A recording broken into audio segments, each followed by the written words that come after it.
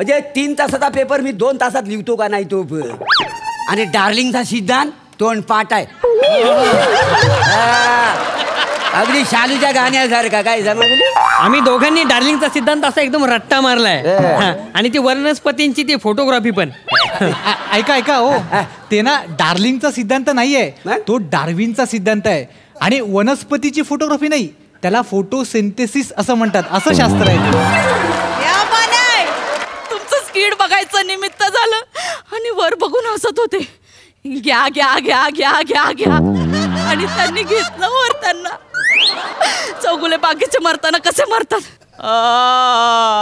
अण्णा कसे मेले माहिती का?